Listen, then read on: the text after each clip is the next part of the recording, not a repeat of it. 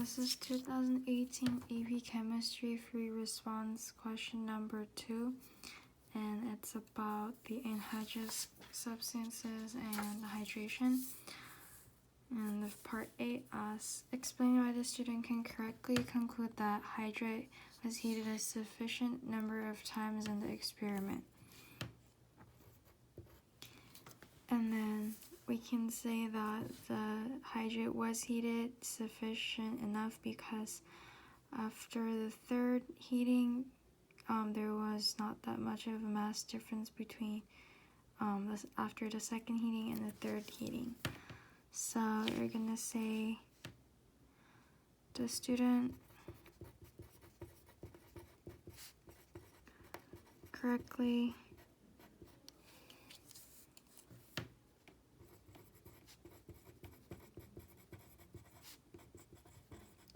can conclude that the hydrate was heated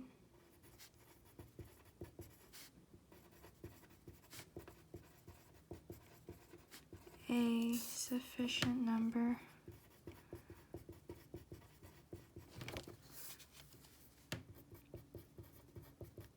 times because there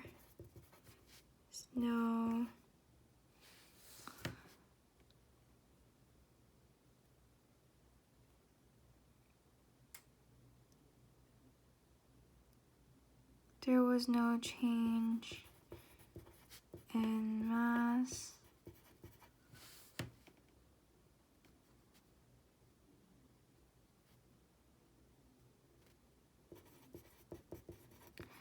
between second and third heating,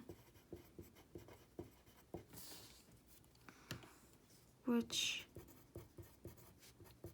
indicates that all the water had been driven off. Part B. Calculate the total number of moles of water lost when the sample was heated. So to calculate the moles of water lost, we're gonna first subtract the mass before and after the heating. So before, the initial mass of the sample and container was 25.825 gram, and then after the heating it was 23.977 gram. That's 1.848 gram. And to calculate the mole, you have to convert the grams into moles. So I think the water is 18.02 gram. If you do that, it's gonna end up with 0.1026 mole of H2O. Determine the formula of the hydrated compound.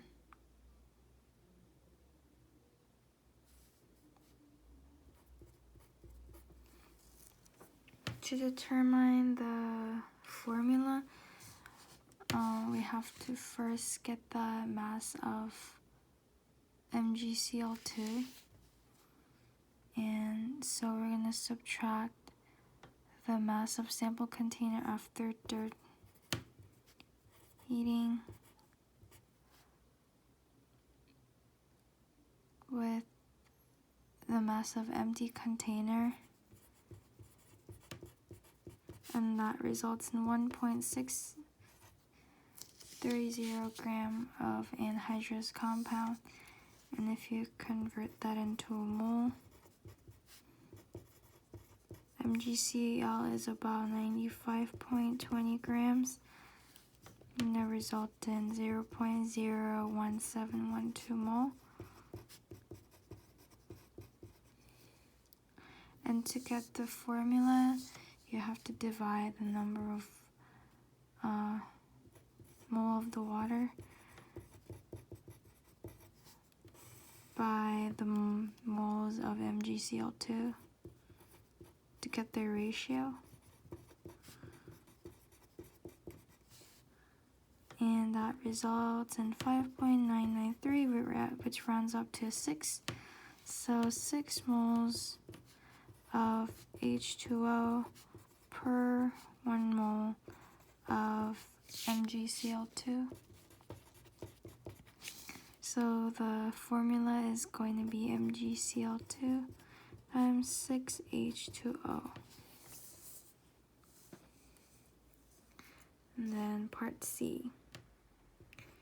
A different student heats the hydrate in an uncovered crucible and some solid spatters out of the crucible. The spattering will have what effect on calculated mass of water lost by the hydrate? Justify your answer. So it said that there was a loss of mass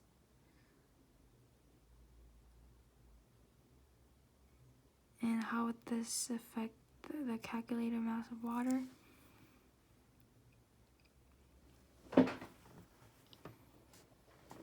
And we can say that the calculated mass of water loss will be greater because the mass of the solid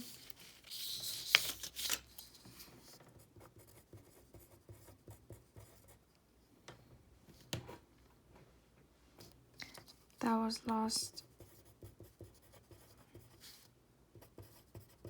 will be considered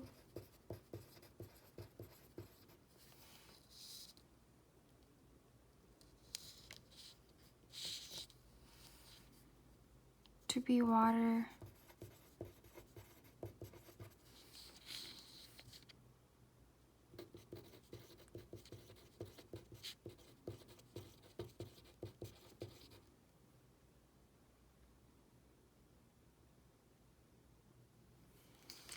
that got hydrated.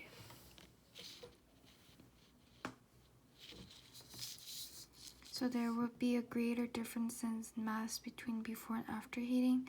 So the experimental might think that there was more water evaporated than it actually did.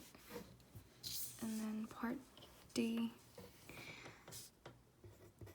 In the second experiment, a student given 2.94 gram of mixture containing anhydrous MgCl2K and O3 to determine the percentage by mass of MgCl2 in the mixture. The student uses excess Mg and O3 to precipitate the chloride ions as AgCl. So part D, starting with 2.94 gram sample of mixture dissolved in water, briefly describe the steps necessary to quantitatively determine the mass of the AgCl precipitate. So this is about the ratio. Since they give us the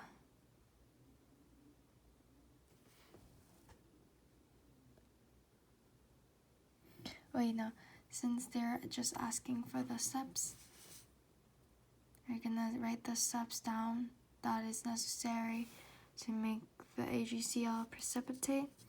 So the first step is going to be add excess AgNO3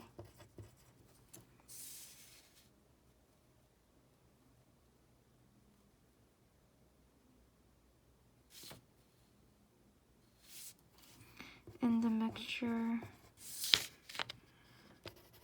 containing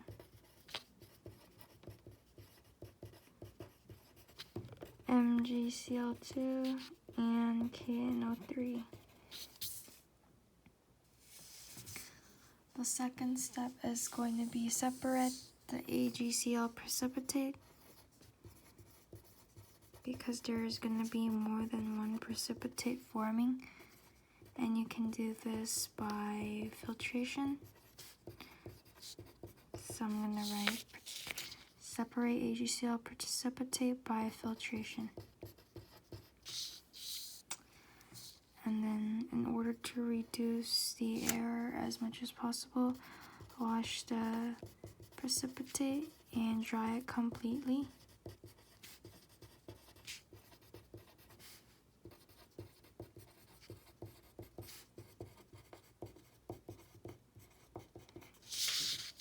And then we can determine the mass of AgCl by difference.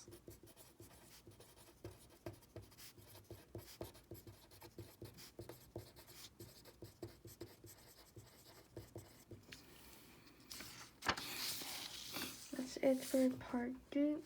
And then for part E, the student determines the mass of AgCl precipitate to be 5.48 gram.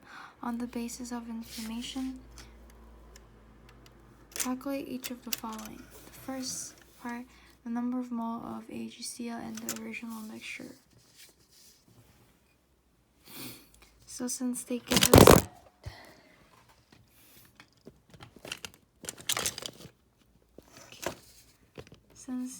us the grams, the mass of AgCl precipitate, and ask for the number of moles in the original mixture, I'm going to use 5.48 gram AgCl to calculate the mole.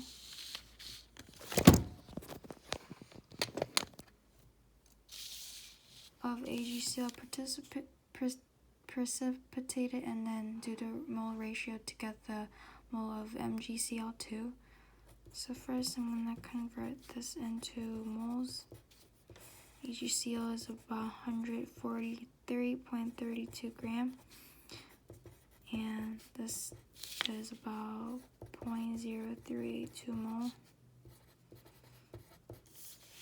And using the mole ratio,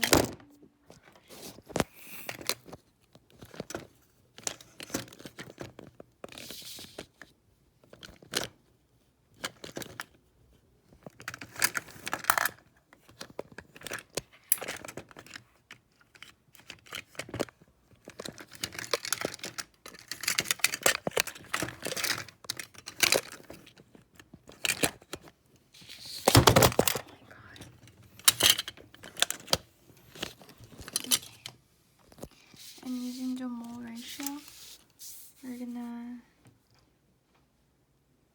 multiply 0.0382 mole of AgCl. There's 1 mole of chlorine by 1 mole of AgCl. And there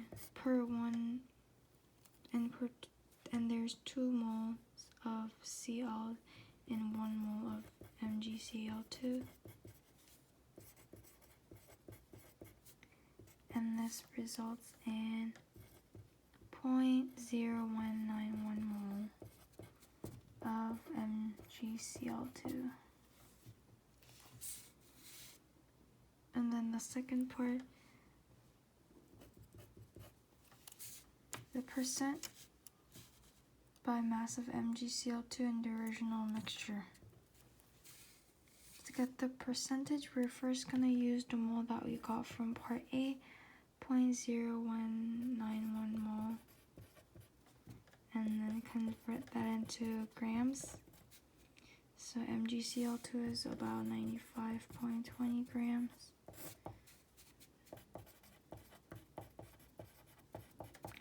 And then so there's around 1.82 gram of MgCl2. And to get the percent by mass, we're gonna divide 1.82 gram of MgCl2 by 2.94 gram mixture that was given in the question. times 100, that's going to give you the percentage, and that's about 61.9% by mass.